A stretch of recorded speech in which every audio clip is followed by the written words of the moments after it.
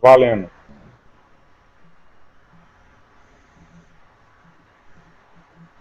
Boa noite, pessoal. Tudo bom? Sejam bem-vindos ao nosso SecurityCast, nosso webcast hoje número 38. Nós vamos falar sobre scanning de portas, o que você pode achar com isso, né? Mas antes, como de costume, meu nome é Gustavo, eu sou advogado, especialista em direito digital, e eu atuo aqui no SecurityCast sempre com uma visão um pouco mais jurídica desses assuntos relacionados à segurança da informação. Vou passar a palavra agora para os meus colegas, o Gilberto e o Alcion. Infelizmente, por problemas técnicos, o Alberto não vai poder estar conosco hoje, mas nós vamos fazer o SecurityCast, vamos tentar suprir a falta dele, que é impossível de se fazer, viu, Alberto? E aí eu passo a palavra agora para o Gilberto e para o Alcion, para eles poderem se apresentar. Vai, Alcion. Boa noite, pessoal. Meu nome é Alcion Júnior, sou professor universitário, sou analista de segurança da informação, consultor em segurança cibernética, e vamos aí contribuir um pouquinho sobre esse assunto aí, scanning de portas. Legal, pessoal. Boa noite a todos. Obrigado aí pela audiência que está nos assistindo aqui ao vivo e depois também offline. Meu nome é Gilberto Sudré, sou professor universitário, sou consultor da área de computação forense, sou perito em computação forense. Estamos aqui para discutir um pouquinho sobre o assunto da noite de hoje, que é teste de portas, né, o teste de invasão de portas. Muito bem. A pergunta que tem hoje é, primeiro, convidar todo mundo a enviar perguntas e sugestões, o nosso canal de chat está aberto, e também para vocês não deixarem de se inscrever no nosso canal no YouTube e nem curtir nossa página no Facebook. Nós também estamos em outros canais que nós vamos falar no final.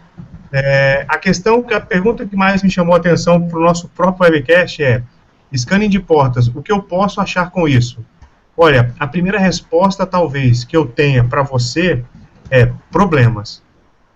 Porque eu, como falei, juridicamente, não sei se todo mundo sabe, mas eu também tenho formação em ciência da computação, trabalhei alguns anos com TI, 15 anos especificamente, e conheço algumas ferramentas, como o Nmap, por exemplo, que é talvez o programa de port scan, e aí meus colegas que me corrijam se eu estiver errado, o mais conhecido no mercado. Tem inclusive o Nmap para Windows que roda com Incap, que é aquela biblioteca. Então, você pode escanear e você pode ter algum problema com isso, porque nós sabemos que existem os modos Stealth, que é aquele modo em que você não é detectado, e o modo em que você deixa ser detectado. Então, quando você está escaneando uma porta, qual a finalidade disso? Quando você está escaneando um servidor em busca de portas abertas, qual a finalidade disso? Isso é, no mínimo, se você for fazer um teste de penetração. Mas se você não for fazer um teste de penetração, de repente, quem está lá do outro lado instalou aquele servidor como um honeypot na rede, ele pode estar coletando o seu IP, seus dados, e aí então está até movendo uma ação contra você, porque inclusive, não sei se vocês acompanham as estatísticas, mas o cybercrime, ele tem crescido muito no Brasil, muito mesmo, Então, são golpes geralmente voltados aos bancos, por exemplo, vírus de boleto bancário, um monte de tipo de fraude para pegar a senha, a conta bancária, a agência do usuário. Então, por que você está escutando esse tipo de porta? Para que você está ali snifando uma rede, ou então tentando passar um port scan no servidor? Então, o primeiro ponto que eu posso te dizer é que alguém pode pegar esse tipo de mapeamento que você está fazendo, escutando essas portas, e te perguntar pelo menos por quê. Qual é a sua intenção disso? Crime, você a princípio não cometeu, ou não estaria cometendo. Mas em termos de reparação civil, você poderia achar alguma linha que sustentasse um pedido, Então você poderia ser processado por algum tipo de dano. Por exemplo, qual dano? Bora. Eu teria que olhar o caso concreto em que você escaneou um servidor e o que o servidor escaneado estaria alegando para poder te processar, para poder dizer se ele tem razão ou não. Mas eu diria que há uma possibilidade. Uma conversa que a gente teve rapidamente na internet, por exemplo, com o Dr. Walter Capanema, que é um advogado do Rio de Janeiro, sobre a questão da legítima defesa, quando você está sofrendo um DDoS, que é uma negação de serviço, se você poderia contra-atacar, se isso seria legítima defesa ou não. Então, essas questões do digital, elas se põem também no dia a dia agora. convenhamos que se você não está escaneando o seu próprio servidor dentro da sua própria empresa, qual a intenção você estaria de tentar escanear um servidor fora da sua empresa? E mais, com relação às portas, que tipo de porta você está procurando, o que você está querendo fazer? E aí, pessoal, eu queria a ajuda de vocês para tentar desmistificar aqui que o scanner de porta por si só, ele revela uma porta que, em tese, também não revela tão somente encontrar o número da porta, é encontrar uma falha de segurança, né?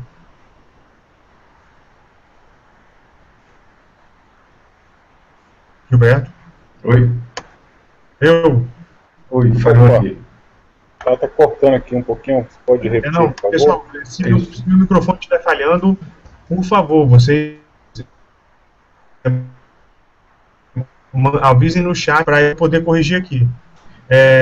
Eu estava falando, Gilberto, sobre a questão de simplesmente você escanear um servidor. Isso não quer dizer que se você encontrou a porta, por exemplo, 21, 22 de FTP, isso não quer dizer que tem uma falha de segurança que você vai explorar. Quer dizer apenas que aquele servidor é um servidor de FTP, quando muito. Então, eu acho assim, primeiro, como eu sempre gosto de tentar defender... Gilberto, acho que está com um delay na minha conexão. Se você quiser continuar falando, fala que eu paro, tá? Uhum.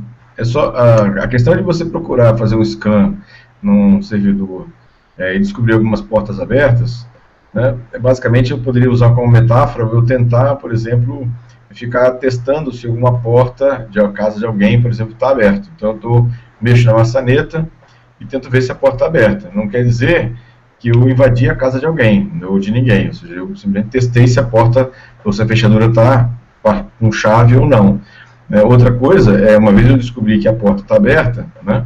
E aí eu vou invadir a casa de alguém, e aí sim seria uma questão mais grave. Isso é uma metáfora aproximada disso na vida real, para a vida, no caso do mundo digital, né, para isso aqui. Então, ou seja, fazer um scan, eu basicamente vou descobrir que aplicativos estão executando naquele local, naquele servidor, né, e com isso eu posso ter algumas informações, né, e aí sim, né, ou seja,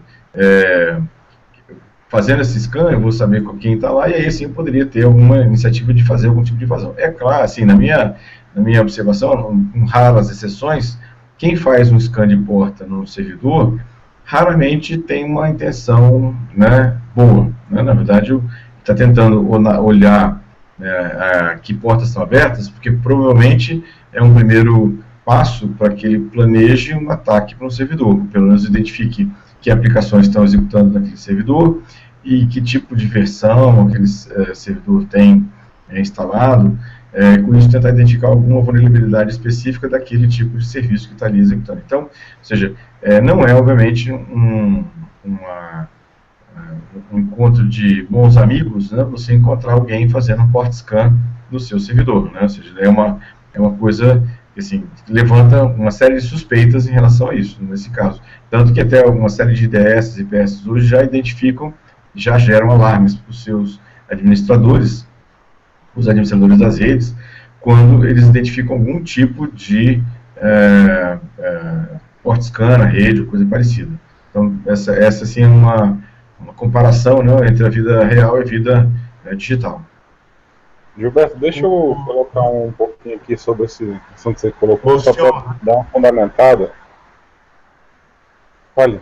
Deixa só eu falar aqui, não sei se todo mundo é familiar o tema, até por ele ter sido eleito, todo mundo, e vocês, por favor, também, se eu estiver falando alguma coisa errada, todo mundo sabe que nós temos de 1 a 65.535 portas, né, no TCP/IP, pelo menos na IPv4, né, no IP versão 4.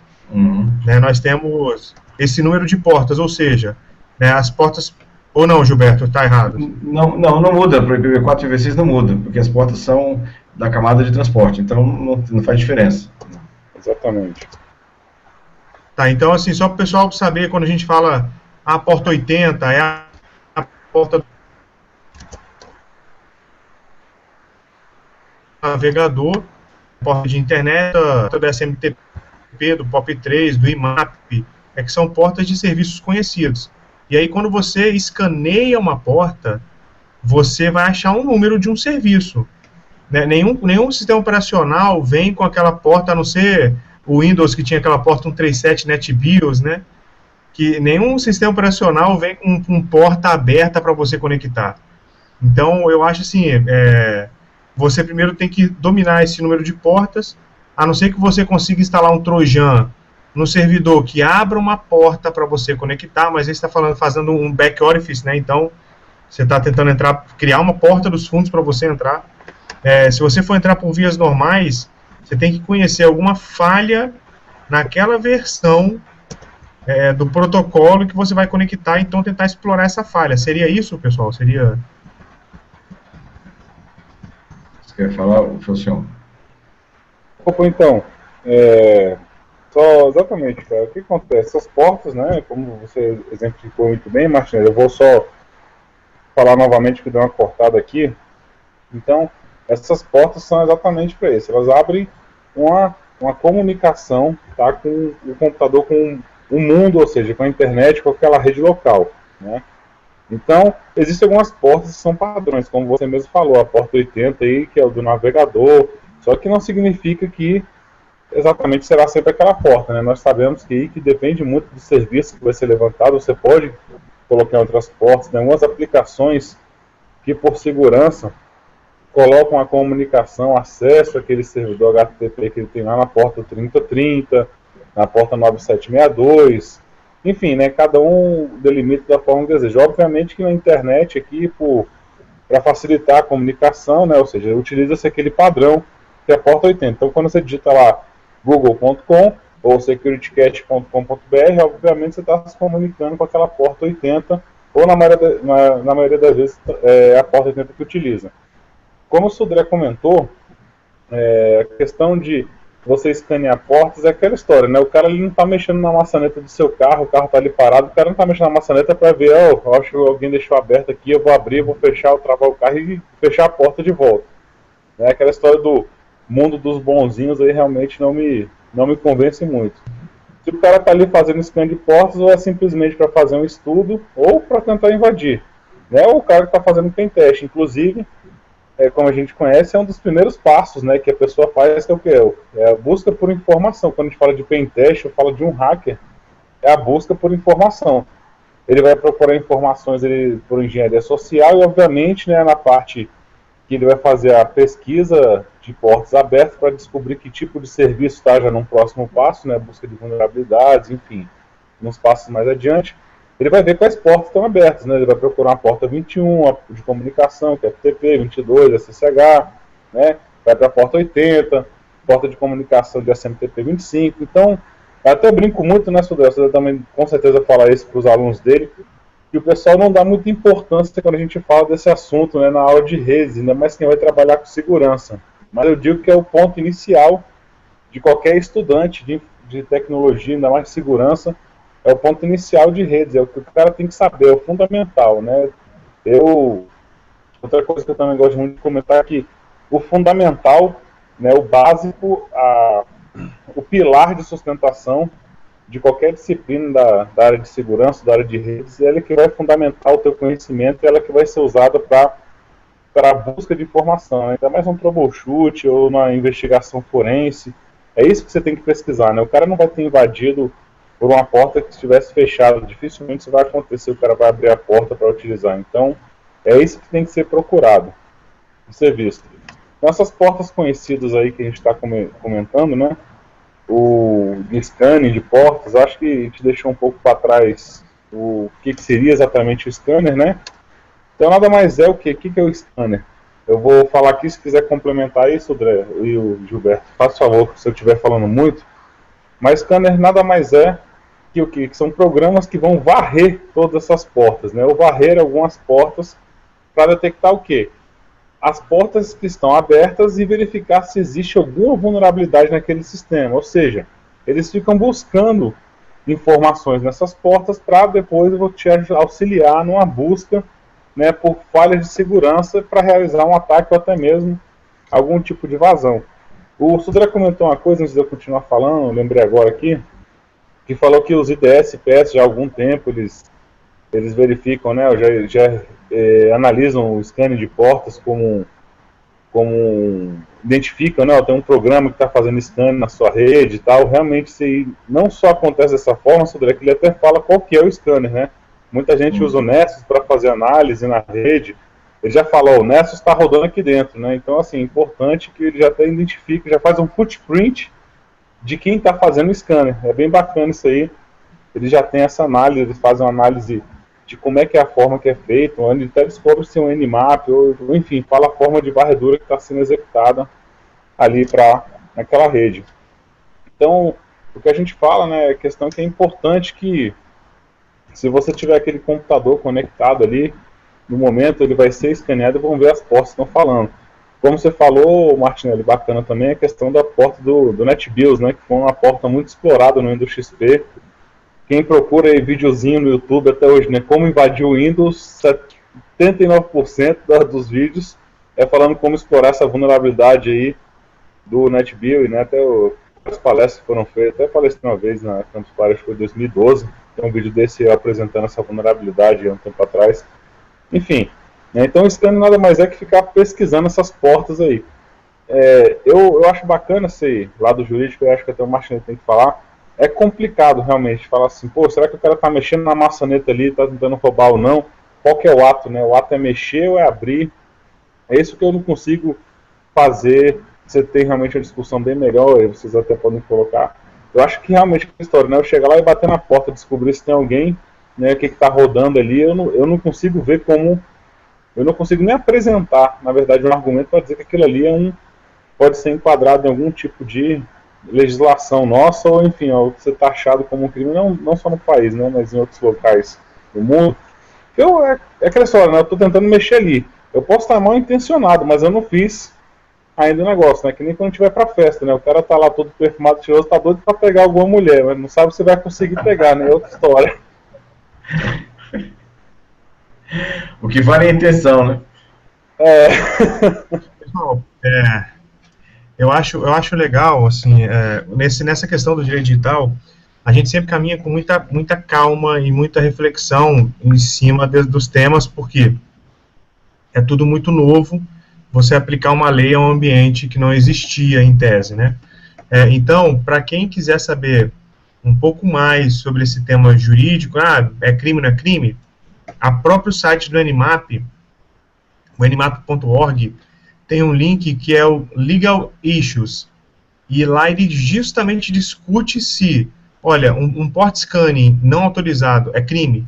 Ele tem uma parte toda aqui, até mostra as fotos de um adesivo de carro que fala port scanning is not a crime, é uma camisa e por aí vai, e descreve justamente, discorre sobre isso, justamente assim, olha, não é crime, mas pode ser, né, mas geralmente a polícia não pode fazer nada, mas se seu port scanning causar dano, né, ele pode acontecer de você ser processado. Ele trata essas questões e, no final das contas, ele se posiciona, né, mais na questão da permissão de se fazer o port scanning, mas ele também traz elementos assim, olha, faça a sua própria conta e risco.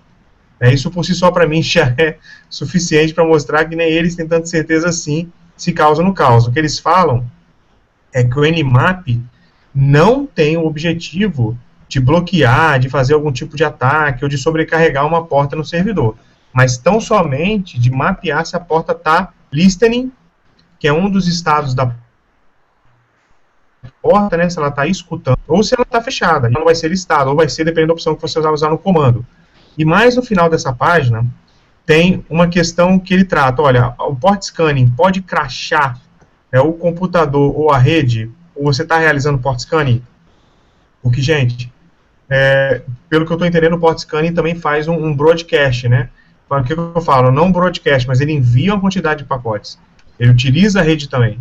Então, dependendo de como você faça o port scanning, você pode estar degradando a rede.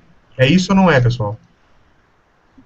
Pode acontecer, se você faz um nível muito agressivo de port scanning, né? Ou seja, você pode, de alguma maneira, degradar, o que eu acho um pouco difícil, né? Na verdade, se o volume é pequeno de tráfego, assim, a quantidade de bytes transmitidos é pequeno, né, numa rede hoje tem capacidades bastante grandes para isso. Uma coisa interessante de comentar, até complementando o que o senhor comentou, do footprint, que os IDS-PS hoje fazem isso realmente. Tem vários modelos ou aplicativos de PortScan, o próprio Nessus faz isso, o Nmap, o Zmap, que é a interface gráfica para o Nmap, mais os outros Vanguard para o Windows também faz a mesma questão. Cada um deles, eles têm uma forma de fazer o PortScan. Um faz sequencialmente, um faz só as portas principais, outro ele faz um tempo randômico entre uma tentativa e outra. E aí, por isso é que os IDS-SPS conseguem identificar, né, qual é o PortScan que qual é o aplicativo de PortScan que está sendo utilizado, né, porque cada um faz um comportamento, né, tem um comportamento de teste, um pouco diferente, aí por isso que cada um IPS e IDS consegue identificar. Mas assim, na questão de impacto da rede, eu acredito que é bastante baixo, porque é basicamente uma tentativa de conexão, que é um pacote de 5 no TCP, e depois, ou então um pacote de UDP, tentando abrir aquela porta, e ele espera uma resposta, né, que é um pacote pequeno também, de resposta do servidor, dizendo que aquele pacote existe, basicamente aquela porta existe, ou está aberta, coisa parecida. Então, o impacto da rede, desde que não seja para muitos servidores simultaneamente, né, a questão é pequeno, relativamente pequeno, né, o impacto de performance. Mas, de qualquer forma, é uma coisa preocupante, né, com relação a isso. Só para colocar, Sodré, também você já falando dessa parte do impacto, realmente, né, a gente fala hoje de rede corporativa aí, de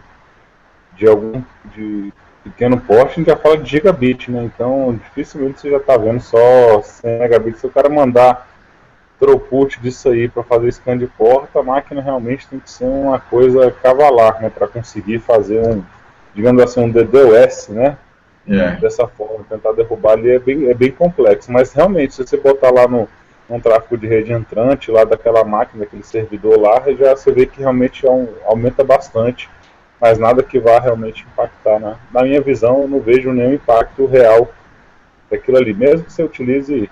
Existem programas para isso que realmente não fazem dessa forma aí, que é outro direcionamento. Mas senhor Gilberto, tem um outro site aqui também que já tinha visto, que é o do SANS, o SANS Technology Institute, que também é um instituto de tecnologia, e ele traz justamente essa parte aqui, olha, o port scanning, ele é legal ou não é legal, né?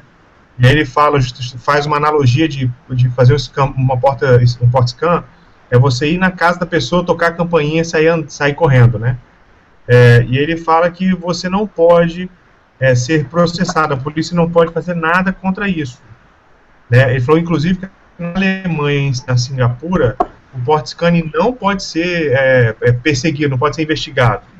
Se investigado, ele não pode ser preso, não pode ser detido por isso.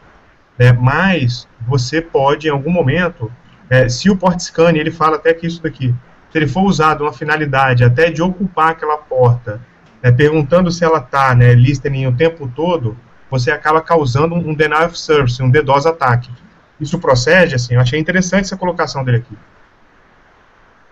Se você ficar aberto para o mundo, recebendo requisição, né, ouvindo, e realmente houver um tipo de ataque coordenado de um DDoS mesmo, né? Sim, pode causar um DDoS, sim. Vai depender do que você tem de banda, né? De tráfego entrante, sainte, etc. da tua rede ali, o que ele suporta. Entendi. Porque, assim, inclusive, não era nem caracterizado, porque se vocês entrarem no site do CertBR, de 2011 para trás, 2010, né? 2010 contando para trás, não era caracterizado o scan de portas lá como um tipo de ataque, tá? Hoje eles já caracterizam o scan de portas, sim, como um tipo de ataque. Eles contabilizam isso como um incidente, na verdade, tá? Pode até olhar lá, tem vários gráficos, eles têm desde 99, se eu não me engano. Então, vocês conseguem ver a evolução de quando entra cada tipo de ataque, eles vão aumentando o escopo, diminuindo, vão classificando diferente lá do que está acontecendo, mas hoje eles já caracterizam isso aí como um tipo de ataque. Bom, é aquela história, né, como até colocou aí, como você colocou. Teve até a pergunta do Felipe Duarte aqui no chat, mas o scan não caracteriza um crime, já que não há roubo de dados.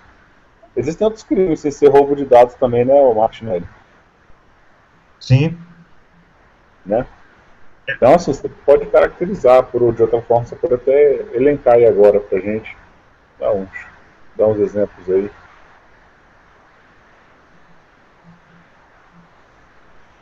Olha só, senhor, você tocou num ponto importante, porque quando você escaneia um servidor e você pega as informações de qual tipo de serviço aquele servidor provém, você está pegando informações daquela empresa, por exemplo. E aí, depende do que você vai fazer com isso, né? Eu não sei se isso tem alguma utilidade, você vender ou você falar, ou todo mundo tem o hábito, né, de fazer o port scan antes de cometer algum tipo de ataque para estudar. Só eu acho assim, que se você pegou informações da empresa, né, inclusive se aquele servidor está vulnerável de alguma forma, você passou para frente com alguma informação e qual foi a intenção no uso dessa informação que vai ser averiguado. É o que a gente sempre fala aqui no Security Cache. Ah, isso é crime? Depende. Qual a intenção que você tem em fazer isso? Né? Porque às vezes a gente vê condutas digitais, não é crime. Depende. Causou dano? Não causou dano? Tem, de repente, algum fato típico que eu posso aplicar que se enquadra nessa descrição?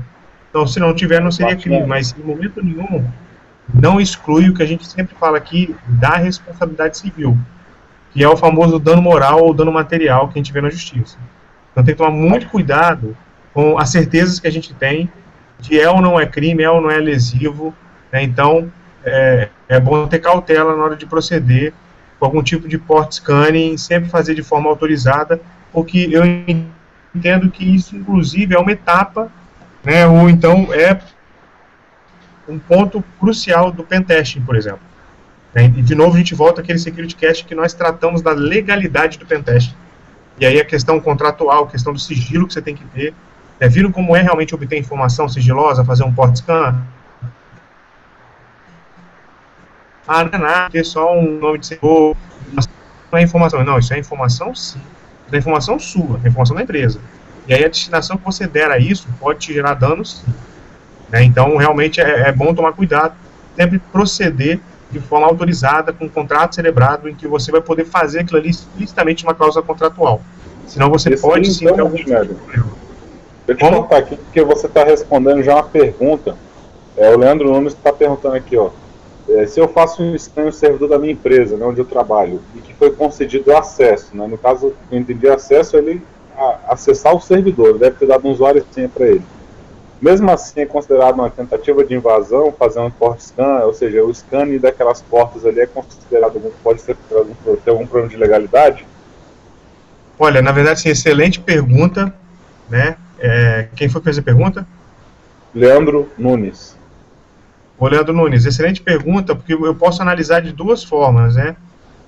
Se a empresa te pediu para você desempenhar essa função, ou não. Ou se você tem acesso ao servidor, e aí você acordou um dia e falou, tá aí, vou passar o Nmap no servidor lá de usuários. Aí eu vou te responder, se você é o funcionário responsável pela segurança da informação da empresa, aí não, é sua obrigação fazer o port scanning e identificar vulnerabilidades. Atribuições, e ver se isso está dentro dela. Se não tiver, pede para incluir antes de fazer alguma coisa. Ou então pede autorização por e-mail do seu gerente. Você é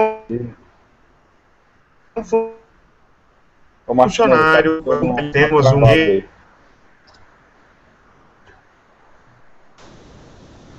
Ô, Martina, travou esses últimos 20 segundos aí.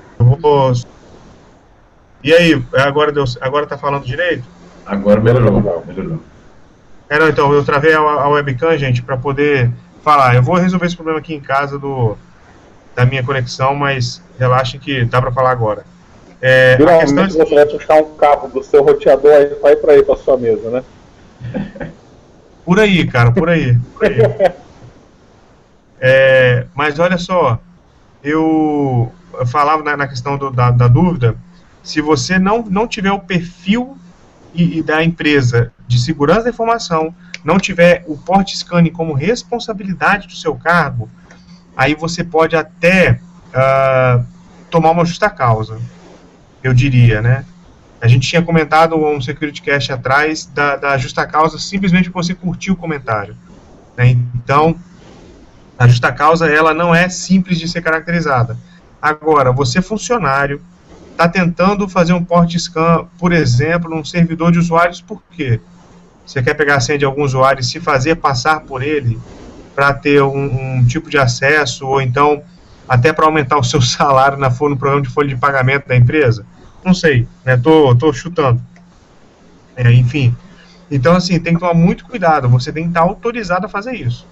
Então, assim, a pergunta foi muito boa, muito pertinente, né? Agora, tem que analisar ela sobre dois aspectos: se você tem aquela obrigação de, ou se você é apenas um funcionário que não tem essa obrigação e você quer fazer para, de repente, falar para o seu chefe que o servidor tem uma vulnerabilidade. Primeiro, peça autorização para fazer o port scanning, depois faça o port scanning. Eu já vi casos... Pode falar. Não, só nessa linha que você está comentando, eu vejo muitas pessoas me perguntando assim, ou então considerando a opção de assim, eu faço um port scan e verifico com as vulnerabilidades da empresa, mas eu não sou nem funcionário, nem tenho nenhum relacionamento com a empresa. E mais tarde eu entro em contato com a empresa para falar que ela tem uma vulnerabilidade, né?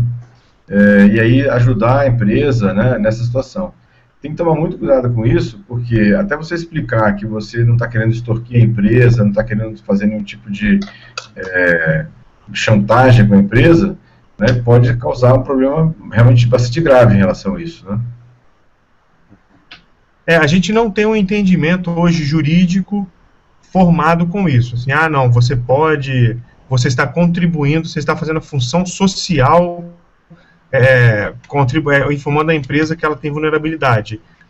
Olha, gente, isso é mais ou menos do que tocar a campainha do seu vizinho e falar: vizinho, fecha a janela, hein? É perigoso dormir de janela aberta. Né? Então, assim, eu diria para vocês que é um pouco invasivo, né, você achar uma vulnerabilidade de uma empresa e aí ir lá depois, como bom samaritano, então o cara cheio de boas intenções, e falar: conserta aqui, porque aqui pode ocasionar isso e isso. Primeiro, que a empresa não vai saber se você explorou ou não a falha, né? Segundo, que ela não tem obrigação nenhuma de te ressarcir, né? O que eu diria é que você primeiro tente entender o cenário que você está enfrentando com a empresa. Assim, a gente tem um caso emblemático no Brasil, quem quiser pesquisar, das bicicletas do Itaú, em que um analista de segurança, ele tem um vídeo no YouTube de quase 40 minutos, né, o vídeo, sei lá, ele não só encontrou uma falha de segurança, mas ele encontrou uma falha de segurança grave, que pegava as contas, a agência, os dados dos correntistas que usavam as bicicletas, né, e ele postou um vídeo no Itaú e falou que estaria disponível caso o Itaú quisesse negociar com ele. Eu não sei efetivamente se ele foi processado ou não. Do que a gente sabe de prática de banco, o banco não quer se expor mais do que ele foi exposto. Ali, pelo menos da forma que é colocada, realmente o aplicativo é vulnerável, no mínimo, muito vulnerável, até um elogio para o aplicativo. Então, realmente assim... Quê?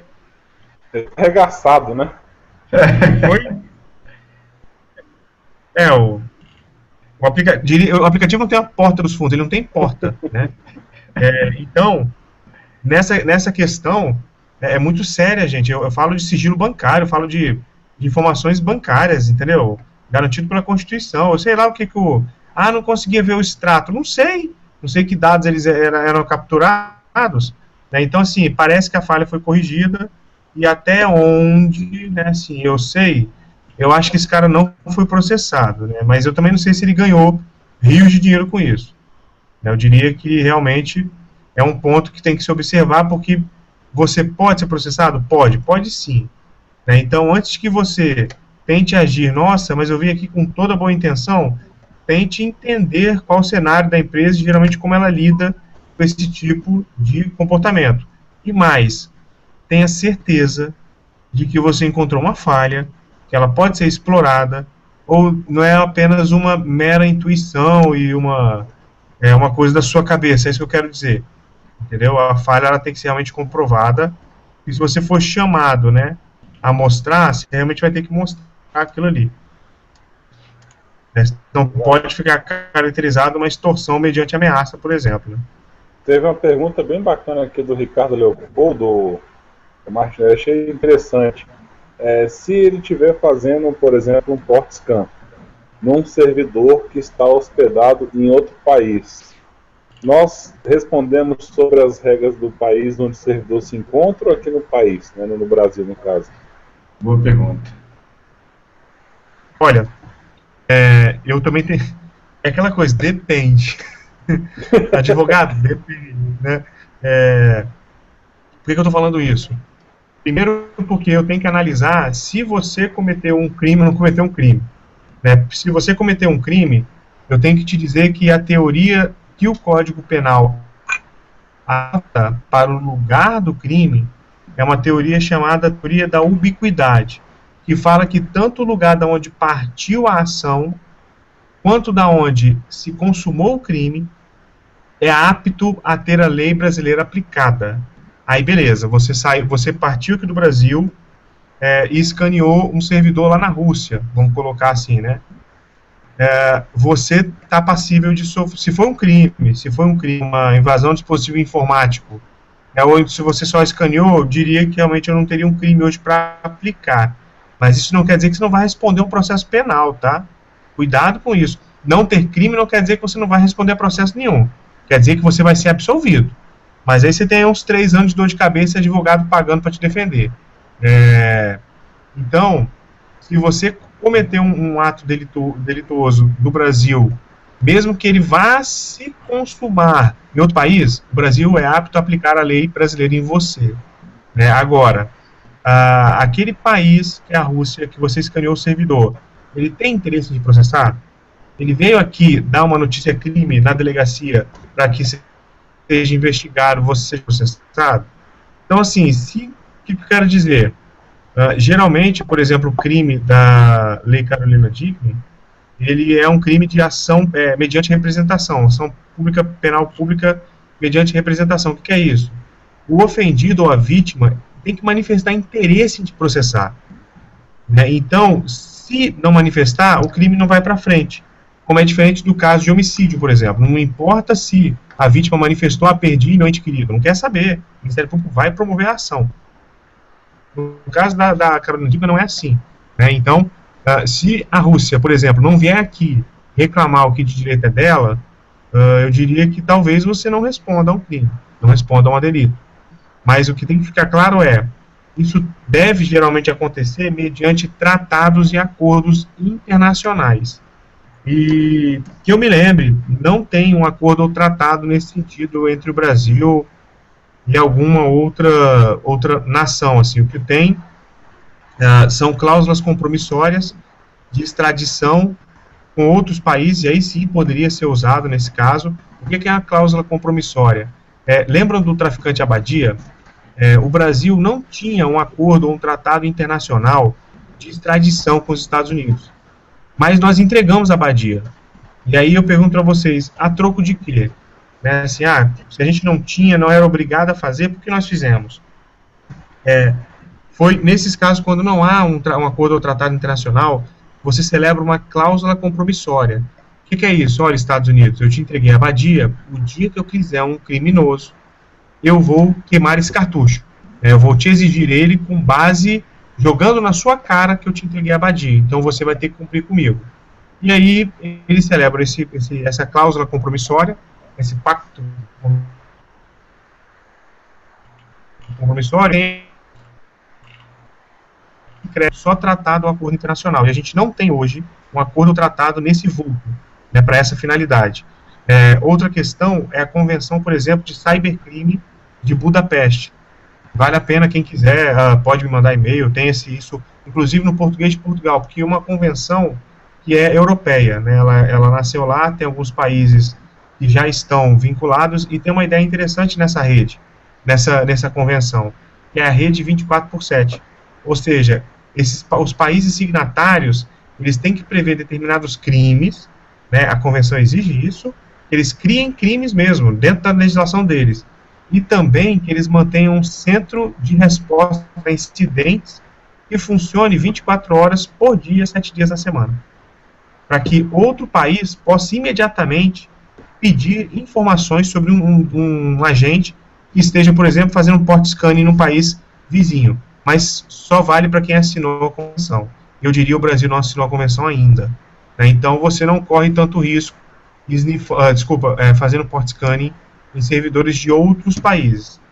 Só diria, não tenta nos Estados Unidos, que vai que, né, eles querem alguma coisa de novo, né, então não faça isso em nenhum tipo de outro país que tenha uma boa relação diplomática com o Brasil, porque aí você, mesmo não tendo tratado a convenção, por cláusula compromissória, você pode ser extraditado lá de alguma forma, mas, voltando ao exemplo da Rússia, na teoria da ubiquidade, os russos também teriam que entender que se o crime foi consumado em solo russo, são aplicáveis as leis russas. Né? E aí você poderia ter sido extraditado para lá e responder o processo criminal lá, caso você venha cometer algum crime. Né? Isso tem que ficar bem claro também.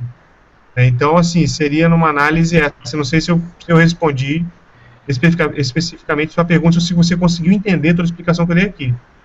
Se não, por favor, repete a pergunta aí com outra dúvida que você tenha ficado. Mas vocês entenderam, pessoal, se é Alcione, Gilberto? Ou eu fui muito jurídico? Não, acho que foi bem entendido, Gustavo. Acho que explicou direitinho lá como é que é o processo. Assim, em geral, na verdade ele vai ser normalmente responsabilizado no local onde ele normalmente está, né? A não ser que alguém entre com alguma ação especificamente a partir de outros locais, né? Acho que foi isso. Mais ou menos isso. Isso aí. Né? Acho que a gente podia falar um pouquinho, Alcione, sobre ferramentas, talvez de testes ou de como é que a gente poderia fazer para fazer a teste de portas, né? Você acha que uma das ferramentas mais conhecidas é o Nessus, né, que você tinha até comentado já sobre isso, e tem ferramentas mais simples que o Nessus, que é o próprio Nmap, né? Que assim, é uma ferramenta potente também, bastante potente, né? Mas é um pouco mais simples do que o Nessus. Se você me permite aí, já bater um comentário sobre isso aí, ou sobre... Eu acho interessante, eu gosto muito do Nmap. Ele tem um Zenmap que dá uma melhoradinha na cara dele, mas que muita gente não gosta, né? Vê aquele negócio assim, pô, Sanzinho ali na porta, na tela preta. Não, eu sou fã da tela preta, então eu prefiro o Nmap. Ele até usa o Nmap na questão mais didática, né? Algumas vezes que eu estou na aula, mas eu gosto bastante de usar o Nmap em si. Até porque é o seguinte, o Nmap ele consegue identificar 3 estados de porta. Não sei, já que a gente está falando assim, vou entrar um pouquinho mais no nosso técnico aqui, né? Na questão, que tipo de estado são esses? É o estado que a porta está naquele momento. Então, por exemplo, se você for, deixa eu ver aqui, imaginar, por exemplo, um estado aberto, né, que é o Open, em inglês você vai ver lá Open. Então, assim, nada mais se uma aplicação estiver ativa, né, ou seja, aceitando conexão TCP ou UDP. Então, ela vai estar aceitando aquele tipo de conexão. Você vai tentar fazer uma comunicação, acessar uma porta 80, por exemplo, do site globo.com. Você vai tentar lá, ele vai estar aceitando conexão TCP ou UDP, ele vai receber aquele pacote e vai processar o que você está enviando, né? Então, o objetivo principal de um scan é achar esse tipo de porta, né? Principalmente quando você quer saber para fazer uma análise de segurança e entender se aquela porta realmente está aberta ou se tem outra a mais. Obviamente, do jeito que existe a aberta, existe também a fechada, né? Que é a closed no caso. Então, é quando ela não está, é uma porta que está acessível, ou seja, que ela responde a pacotes do Nmap, mas não há nenhum tipo de aplicação vindo nela. Então ela vai receber, está acessível, mas na verdade ela não tem nenhuma aplicação vindo, tá? Então elas podem ser úteis para mostrar o que, por exemplo, que ele está ativo num determinado endereço IP. No caso, um ping. Você recebe lá, o cara vai fazer um ping, ele faz um ping, vai receber, vai responder aquele ping, vai fazer uma detecção simplesmente de um tipo de sistema operacional ou alguma coisa assim. Então eu gosto bastante do Nmap. Você queria me interromper isso, André? Não, é isso aí. Estou seguindo o raciocínio. Pode continuar. Bacana, qualquer coisa me dá uma parada aí se eu estiver falando demais. Eu não falo tanto quanto o Martinelli, mas eu disputo bem. Eita aí. Então, Além dessa porta aí, nós temos também a filtrada, né, que é a filter. Então o Nmap ele não consegue determinar se a porta está aberta, porque uma filtragem de pacotes impede que a sondagem alcance a porta. Então poderia ser um dispositivo de firewall dedicado, né, ou regra de roteador, ou simplesmente um software de firewall que tenha lá no dispositivo, né? Essas portas, a gente até brinca que deixa a gente frustrado, né? Os atacantes, os pentesters frustrados, porque elas fornecem poucas coisas. Às vezes elas nem respondem com a mensagem simplesmente de erro de CMP. O código 3, tem um monte de código aí que eu de cabeça agora não vou lembrar de jeito nenhum, mas vocês conseguem achar aí depois até nos próprios em apostilas na internet aí, ou em sites. Tem a não filtrada, que significa que a porta está acessível, mas que o Nmap não consegue determinar se ela está aberta ou fechada. Apenas um rastreio de acknowledge, ou seja, você manda um pacote ACK para ela e você consegue mapear o quê? Ele consegue mapear sem conjunto de regras de firewall e que tipo de porta lá. Aí você tem a Open filtrada e a Closed filtrada, né? Que no caso a Nmap já não é capaz de descobrir na filtrada, Closed filtrada se ela está fechada ou filtrada, e tem a Open filtrada, que são as portas no estado que é incapaz de saber se ela está aberta ou filtrada. Não, se a gente for dialogar aqui bastante, vai levar um tempinho, mas o que interessa é o seguinte, a gente entender que todas as portas, quando você vai fazer um scan, você tem aparentemente dois pontos principais. Ou você vai ter com a porta fechada ou aberta. E dentre elas você vai ter alguns tipos de filtro, que pode ser um firewall no meio do caminho, que pode ser um IDS que detecta que aquele ali scan vai parar na hora o teu tipo de conexão. Então você começa a escanear. Você vai descobrir ali umas 40, 50 portas iniciais, está descobrindo como é que elas estão nos estados. O IPS verifica que aquele é um tipo de ataque, ele vai fazer o IPS DS, né? Ele vai fazer um bloqueio do teu scan ali na hora, então vai começar a filtrar os pacotes que estão chegando ou não. Então a porta pode estar aberta, mas você não está alcançando. Ele está sendo filtrado. É isso que a gente tem que entender no scan, que é o mais importante. Tá ouvindo? Tô vendo. Uma coisa interessante, só complementando esse seu raciocínio, é que o Nmap, para quem não conhece, né, o pessoal que está querendo aprender um pouco do Nmap também, eu até comentei que ele é um pouco mais simples no geral, na parte de interface, porque ele é uma interface de linha de comando, mas ele tem uma série de recursos de scripts, que você pode escrever scripts para o Nmap. São extremamente potentes, assim, poderosos, você pode fazer coisas muito sofisticadas usando os scripts do Nmap. Na versão 9, inclusive, tem coisas muito interessantes. Quem quiser se aprofundar um pouco mais nisso, eu recomendo que vá lá no site do Nmap, dá uma olhada, porque assim, tem muita coisa legal. É bem interessante mesmo. E eu falo, para quem gosta de scan, a primeira coisa que eu já comento é entender como é que é o estado da porta, isso é primordial. E outra coisa, saber quais são os serviços oficiais das portas ali, conhecer pelo menos os padrões. Pessoal, né? Se eu jogar aqui a porta 110 aqui, todo mundo vai falar POP 3.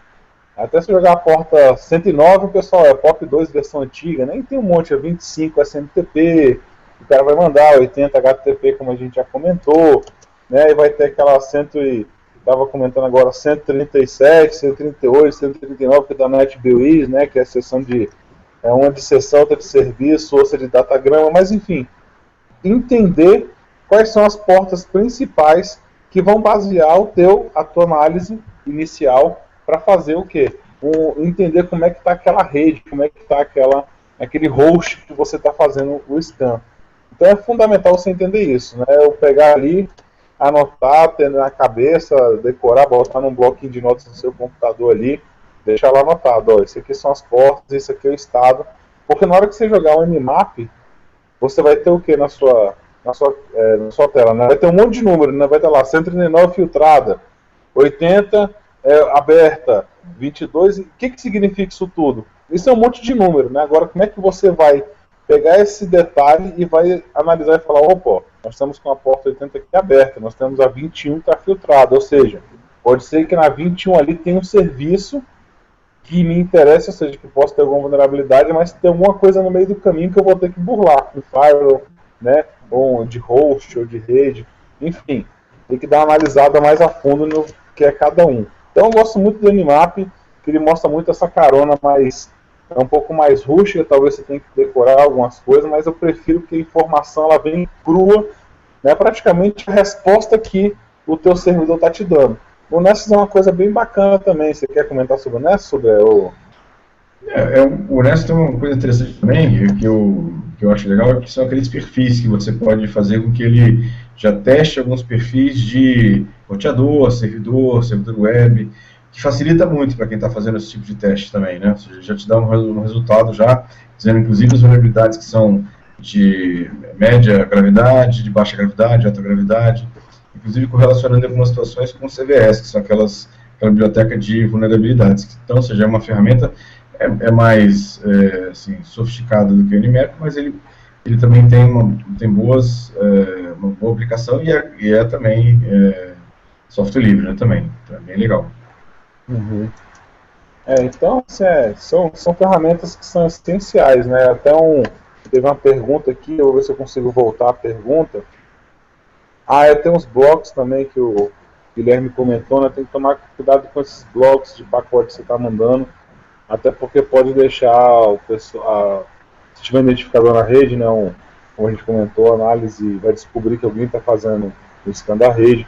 Mas teve uma pergunta aqui que eu até esqueci, deixei para trás, não vou lembrar aqui agora de cabeça não, mas eu vi que era sobre essa parte do Nmap. Sim, que fala assim, fala do Netcat, né, que na verdade o Netcat não é bem um scan de rede, né?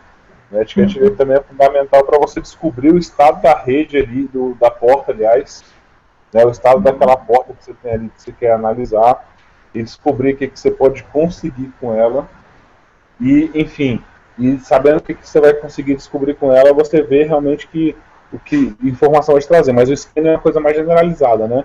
Porque, como o Sodré falou, você pode colocar vários estágios de scan. Por exemplo, eu posso fazer o de portas conhecidas, de portas mais utilizadas, ou o range todinho das 65.535 portas. E aí você vai definir, obviamente, que quanto maior o escopo, você vai batendo na porta, né? Porta 0, porta 1, porta 2, 3, 4. Quando você chegar na 30, o cara fala, tá maluco, né? Ou se você ficar fazendo requisições que tentam, como é que fala? Não é misturar, não. Twisted, né? Twisted Connection, ou seja, tenta 80, depois 22, depois 140. E você tenta burlar de alguma forma a análise, não é isso, Branco? Exatamente. Você chama a atenção, né? Quando você faz um port scan de portas sequenciais e todas as portas, de 1 até 105.535, você acaba chamando muita atenção, né, de quem está assistindo, né, ou quem está monitorando a rede, falando assim, bom, o cara está fazendo certamente um port scan. Se você faz um tipo de port scan com portas randomicamente à ordem, randomicamente escolhidas, e só aquelas portas que te interessam, isso vai chamar, vamos chamar assim, a gente chama inclusive tem um termo para isso, que é um port scan menos ruidoso, né, você gera menos ruído na rede, a chance de você passar, entre aspas, despercebido é melhor, né? Ou tem uma chance maior de você passar despercebido na rede. Exatamente. E só porque eu acho que acabei passando um pouco rápido, né? Então a questão do bloco, do Nmap e port, você consegue, né, fazer de acordo com esse tipo de análise que você vai fazer. Então tomar cuidado, se for fazer na sua rede, até para você fazer uns testes nas suas máquinas virtuais, você pode colocar lá um analisador de tráfego, lá um Wireshark, aí bota lá para fazer só em algumas portas, né, leve, moderado, e vai ajustando o termômetro de acordo com o que você quer fazer. Então você botou lá, apertou mais, você vai ver que o Wireshark vai inundar. Né, e qualquer analisador de tráfego de rede aí que vai pesquisar vai ver, poxa, isso aqui não é uma comunicação normal, realmente tem alguém inundando de requisição no meu servidor, que nada mais é isso, né, que bater na porta lá, como a gente comentou inicialmente. Só tem que tomar muito cuidado para você entender como é que funciona e ver como é que faz. Faça em laboratório, antes de brincar, antes de dar uma maluco, né? Porque eu vi aqui que as perguntas todas foram direcionadas ao advogado, né? Então o que mais tem aqui são os racudões, né? Os racudões estão doidos para saber o que dá de problema se caso ele vá fazendo isso aí com o pessoal. Pô, pessoal, assim, eu fico feliz com isso, tá? Porque é um dos únicos SecurityCast que eu ganho alguma atenção. Falou carente. Isso, rapaz. Você fica carente, não. Bom, pessoal, alguém tem alguma dúvida aí, Alcion, que não foi respondida ainda? Não, acho que foi mais questão aqui perguntando de sites que a gente pode responder, né? Mas aqui pelo chat mesmo, acho que aqui tem então. Estão perguntando se tem algum site que receba scan propositalmente para treinamento, né? Como aquele scami.nmap.org. De cabeça agora eu não lembro não. Você tem algum, Sudré? Tem um, eu tinha um que eu tinha até estava testando, deixa eu só olhar aqui.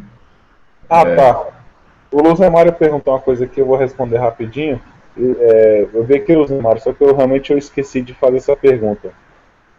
Ainda é viável fazer aquela parte do port scan com IPv6 caso não saiba o endereço? É aquela história, né? Como é que eu vou tocar a campainha do lugar que eu não conheço? Não tem como. Mas se eu souber o endereço daquele computador igual de um servidor que a gente está dando como exemplo aqui, sim, eu vou conseguir fazer um scan de rede naquele endereçamento lá IPv6, né? Vai ser indiferente, como a gente comentou, que a porta de comunicação é outra camada da pilha do TCP/IP, não é a camada de endereçamento lá do seu servidor. Tá? Então você sim consegue fazer o scan naquele servidor ali.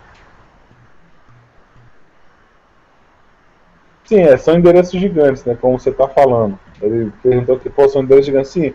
Mas se pegar um maluco que tem tempo de ficar fazendo port scan em diversos endereços de cada um, mesmo assim ainda é possível de achar assim. Mas dá. A questão tudo depende da capacidade do cara realizar, enfim, de fazer análise de tráfego, de procurar, investigar, mas o que vai mudar talvez é só um pouco da questão de fazer a pesquisa, como você mesmo colocou aí.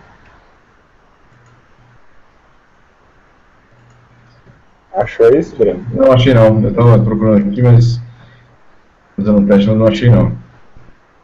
Martinelli, acho que a gente pode ir tocando pro final, já que eu não vi nenhum. Vamos caminhando pro final então, pessoal. Então agora é a hora. Já que tem uma pergunta, vamos passando pro final. Agora é a hora que nós vamos falar das notícias, principais notícias da semana. Então vou começar por mim, nada arbitrário, tá? Só porque eu já estou falando mesmo. Para todo mundo ficar atento com isso, porque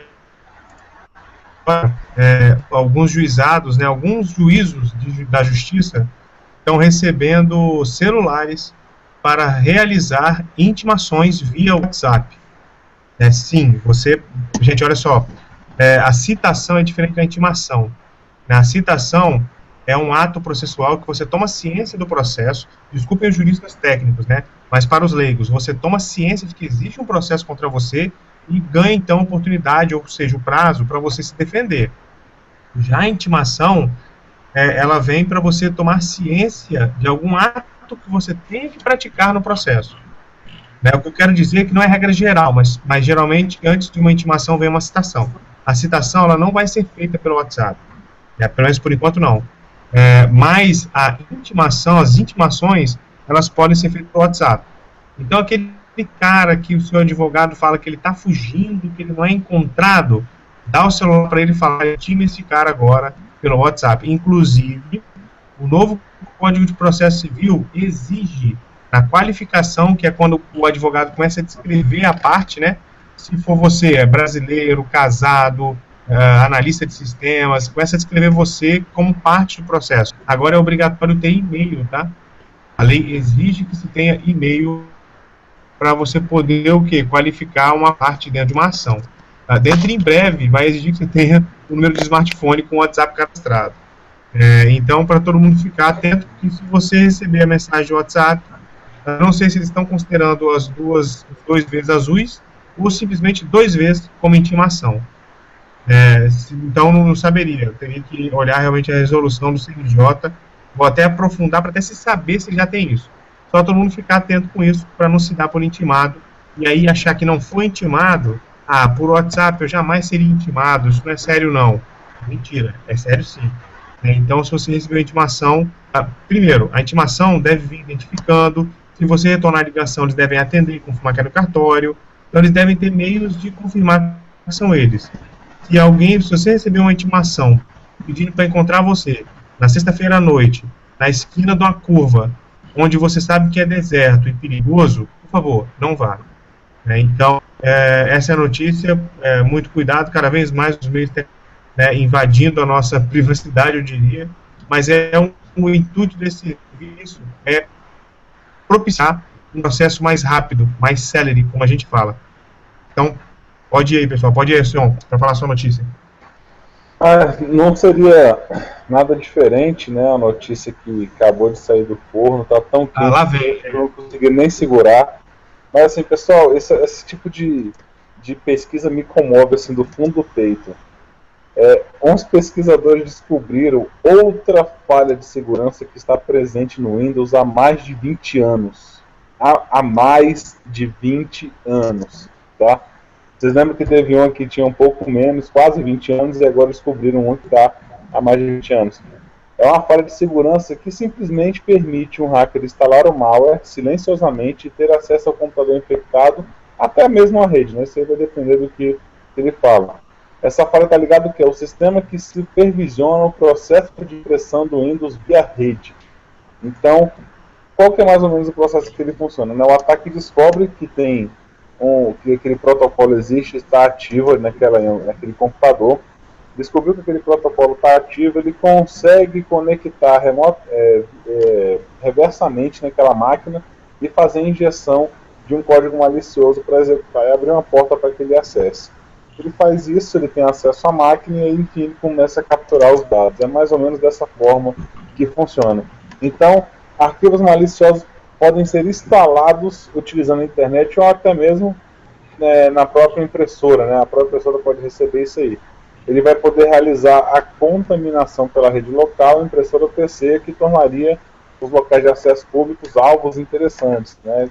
Por que se tornaria um alvo interessante para isso? Porque o cara consegue disseminar isso via uma rede Wi-Fi, né? Numa rede de comunicação até de corporativa. A Microsoft já falou que já possui o pacote pronto que está para correção desse problema que é o Windows Vistas e superiores, ou seja, Vista 7, XP, lá para ali para cima, vai ter que fazer esse pacote todinho. Já XP para baixo, que também sofre do problema, não vai ter nenhuma atualização, já que eles não têm mais suporte nenhum. Então, se a gente for fazer uma análise daqueles acessos que existem via rede, mais de 10% no mundo vão ter essa falha, essa vulnerabilidade e vão continuar tendo, porque a Microsoft literalmente cagou para os usuários, para os seus sistemas que foram lançados anteriormente. Então, só quem quiser anotar aí a vulnerabilidade, ela é a CVE-2016-3238. Tá? Vou deixar anotado aqui para o pessoal no nosso chat. Quem quiser pesquisar, depois dá uma olhadinha nela aí. Tem uns 4 dias assim que foi lançada por volta do dia 14, aí, se eu não me engano. Tá? Então, parabéns aí pro tio Bill, como o amigo falou aqui no chat. Muito obrigado por mais esse encerramento bacana aí do nosso webcast por minha parte. Vou passar a palavra pro Sodré para dar a notícia dele. Não tinha que ser diferente, né, desse aí. Eu não esperava outra coisa. A notícia que eu separei aqui, na verdade, parece que o Stuxnet está fazendo escola, né? Essa semana agora foi descoberto um novo malware, né, direcionado para dispositivos de escada de automação industrial, que ele foi construído especificamente como alvo às companhias de energia da Europa. E aparentemente esse vírus também aparentemente como o Stuxnet foi feito, ele também teve a participação de estados, né, de governos para fazer esse vírus. Então esse vírus ele atacou uma série de companhias na Europa, e aí a definição aqui é um vírus bastante sofisticado para essa situação, né, e tinham várias zero days também nessa situação, e os caras realmente fizeram um vírus com um foco muito específico para atacar sistemas de energia. Então veja que o Stuxnet abriu caminho para esse tipo de ataque, e a gente vai ver isso cada vez mais comum agora, de vírus como armas de guerra, ou pelo menos como armas de terrorismo, né? Se for o caso, pode imaginar dessa forma também, como ferramenta de terrorismo no país. Então, a gente vai ficar cada vez mais comum esse tipo de ataque, a gente tem que ficar de olho, né, nessa situação. Lembrando que A gente tem um evento internacional acontecendo daqui a 18 dias, né, e isso pode ser que seja vítima, né, de um tipo de ataque como esse em breve, né? Então é bom que o pessoal esteja ligado nisso, né? Isso aí. A gente pode fazer um vídeo de lá em Sodré para lançar no webcast aí, já que nós vamos estar por lá dando uma voltinha. Podemos fazer um webcast lá, é bem legal, mostrando algumas coisas que estão lá. Bacana. Martinelli? Pode ser. Bom, pessoal, então, mais uma vez, obrigado por quem nos assistiu. Vou abrir aqui para os meus amigos aqui para a gente se despedir. Então, mais uma vez, obrigado por quem viu a dúvida. Isso é muito bom para a gente participar, que vocês participem mesmo, que vocês nos questionem e peçam mais conhecimento. Né, e participem, por favor, daqui a pouco da votação do tema do novo SecurityCast, do próximo SecurityCast. Vou passar a palavra agora para o Alcion e para o Gilberto também se despedirem de vocês. Muito obrigado pela audiência. Não esqueçam de se inscrever no nosso canal, de curtir nossa página e de nos seguir, por favor. Então, Alcion. Pessoal, as votações agora, a gente até deixa um aviso lá na nossa página, lá, como um fluxo muito maior de pessoas está lá no nosso grupo do Telegram, que até coloquei lá, que é bit.ly/securitycast. Você consegue achar nosso canal lá, nosso super grupo, já estamos com mais de 900 pessoas cadastradas lá dentro.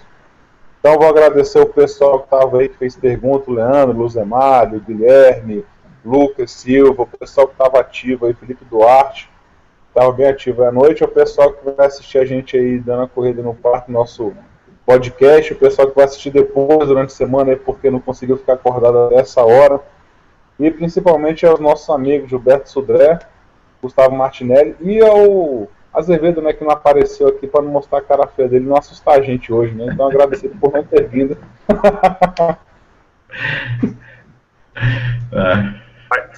Faz todo sentido. Deixa eu ver isso depois. Obrigado aí, galera. Bom, pessoal, vou me despedir também. Pessoal, obrigado então, pela audiência de todos. Bom, então, de me despedir, obrigado à audiência de todos que estão assistindo aqui ao vivo e depois também offline. Desejar a vocês uma excelente semana, né? Está começando a semana agora. E no próximo SecurityCast, mais novidades aí, reforçando aí a fala do Alcion, de acompanhar nosso grupo no Telegram lá, e as votações vão ser direcionadas para lá também. Um abraço a todos, né? Sucesso a todos aí e ficar de olho aí na segurança. Pessoal, não se esquecendo que essa semana a gente volta com o nosso SecurityCast News, vai ser feito por mim. Lembrando que você pode ir na nossa página, que é securitycast.com.br. Nós temos nossas canecas para poder vender. Né? Se você se interessa, quer divulgar o nosso webcast, pode comprar uma caneca a um preço muito bacana no nosso site. Se inscreva no nosso grupo do Telegram, por favor. E curtam nossa página no Facebook, do YouTube novamente, se inscrevam no nosso canal. Lembrando que esse webcast ele vai virar áudio no site do iMasters. O link é imasters.com.br/perfil/securitycast. E também no SoundCloud, que é o soundcloud.com/securitycast. Então fica o nosso convite para o próximo SecurityCast, que vai acontecer no dia 1º de agosto. Correto, pessoal? Isso aí. 1º de agosto, acho que não. Acho que vai ter que transferir para uma semana seguinte. Que acho que pelo menos eu vou viajando. Ele já estava voando no dia 1º de agosto. Talvez tenha que fazer na semana seguinte. A gente avisa pelo dia 7. Fica pelo dia 8 de agosto, então. Isso, a princípio, mas a gente abre a votação e confirma. Isso aí. Então, pessoal, muito obrigado. Até o próximo SecurityCast. Fiquem de olho na votação do próximo tema. Boa semana para vocês. Tchau, tchau. Valeu.